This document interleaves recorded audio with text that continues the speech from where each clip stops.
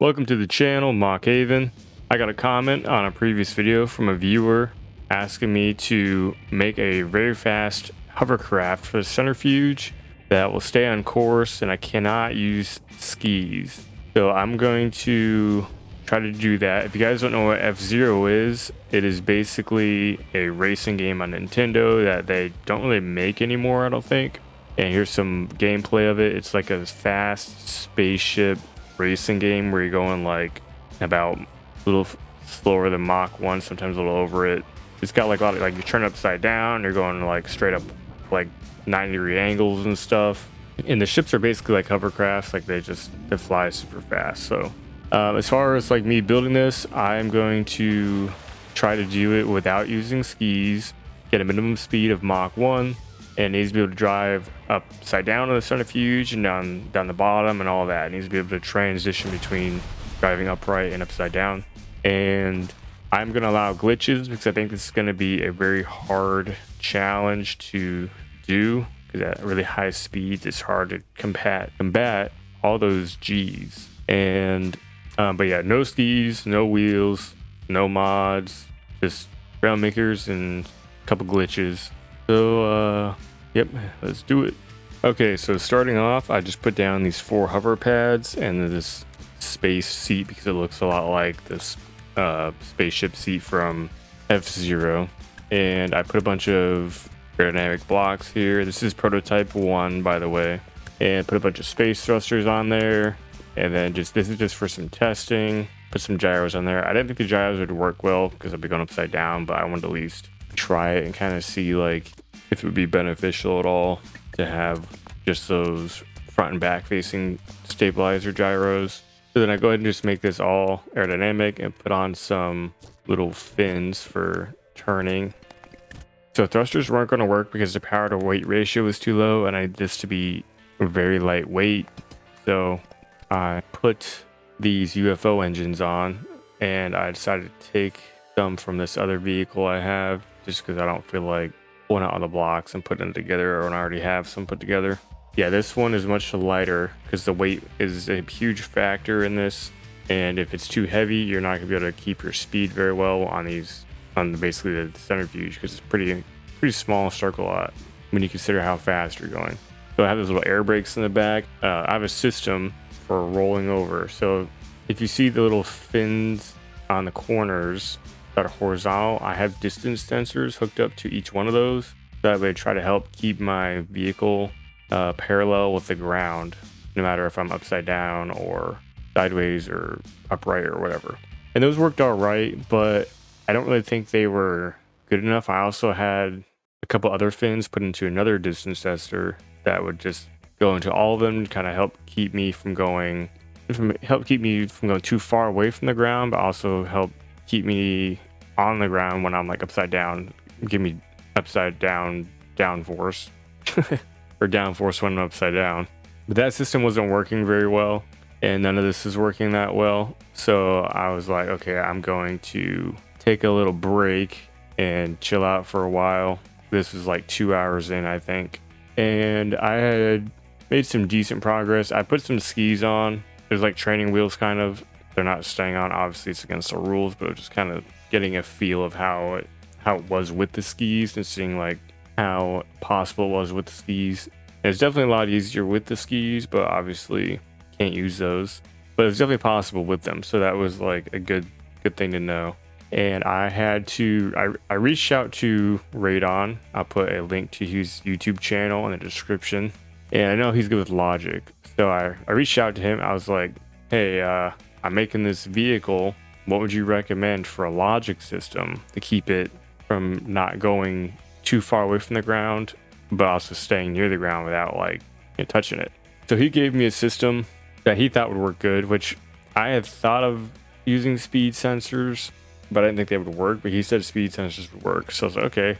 You don't see the system here yet because I don't think I had it quite yet, but I was in the process of asking for it. And you have to tune all the fins to the very precise angle, or else they're going to fly into the air and fly off the track, or you will smash into the ground and You can't go up too fast, you can't go down too fast, and it's very fine tuning when you're going 700, 800 miles an hour.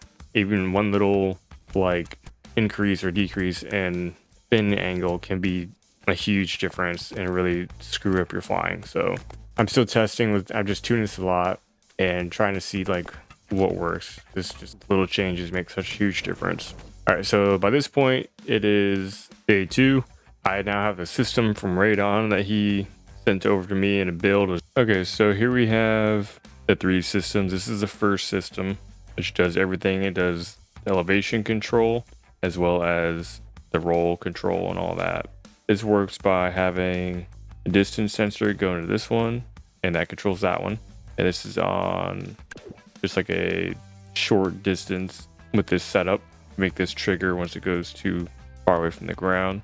And then we have basically 4 of those. And then we have this one that goes into all of these to control lift and downforce, which this system didn't really work that well. This is the one Radon gave me. This has 2 speed sensors, one up, one down, that goes into the aggregate block. What they're supposed to. This one goes into the aggregate block, and this one has a multiply constant -1. This one is the sum. That's it. These are both set to measurement and 0. Output on this one is negative because it's pointed down. Yeah, correspond with changing these. This one goes into all 4 of these. These are set to this. So basically the speed sensor takes the input and puts it into here. This one sends it over to here and controls whether or not it pushes you up or pushes you down. These have to be very fine tuned, because if it pushes you up too much or pushes you down too much, you'll smash into the ground. So you have to tune the angle basically to get it perfectly. And then they'll have to be working together with the front and back based on for your vehicle. So that's one he gave me. This is a new system I made for the roll part of it to make sure I can stay parallel with the floor. So I have this system on there, and I have this one also. And this one works by taking distance sensors that are on measurement. Distance are pretty high. Output scale is 1. This one is -1. Work with this gyro. These go into the aggregate block. That's the sum. This one is -1. Multiply goes into that. And then this one goes into the gyro. So gyro's max strength. If this sensor senses it's too far away from the ground, it'll turn this to level both of these out with the ground. They're about the same distance. And that is the new logic. You basically combine these onto the vehicle, and then you have basically the same thing I got. So I took Radon's system and modified it and tuned the crap out of it. Tuned it into a bunch of these elevators here, these very carefully, and there's a tuning glitch. So like, or there's a Trailmakers glitch where I would have the aggregate block that was going into all of the elevators. It would not move like 2 of the elevators, but all the rest is moving. And I triple checked multiple times. It happened multiple times, and the elevators just were not moving at all, even though all the other ones were around it and they were all connected into the aggregate block.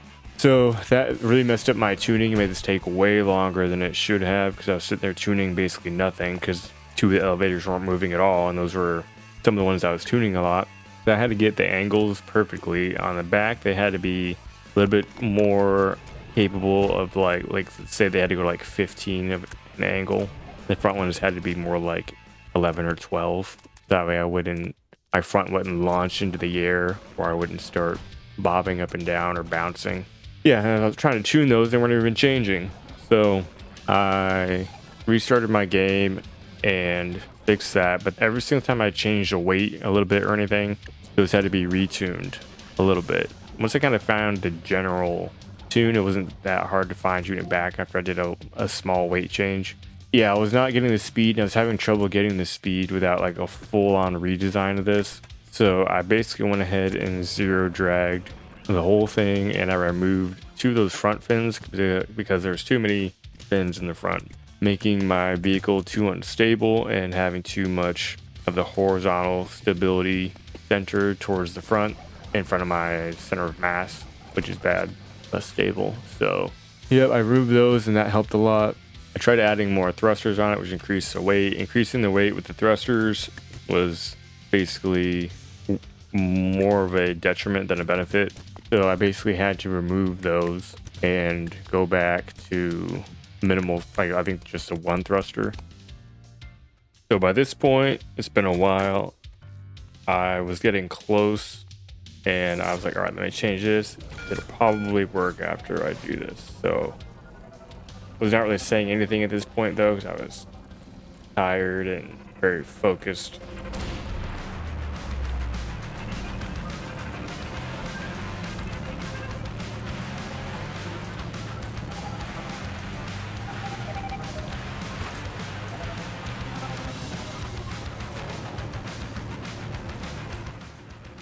Finally.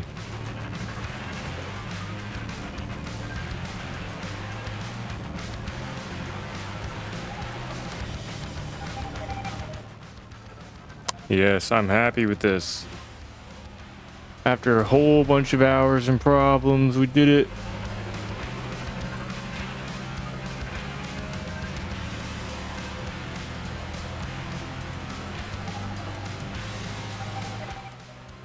All right, let's paint this up.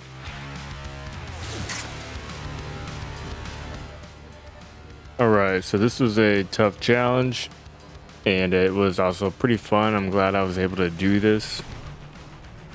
So thanks to everybody for watching. Leave a comment. Let me know if you have some other ideas you want me to try out, or what you liked about this video, what you disliked about it. Kind of my first time taking about 5 hours of video and just trying to splice stuff together and everything, so hopefully it's not too bad. Yeah, subscribe for more. Peace.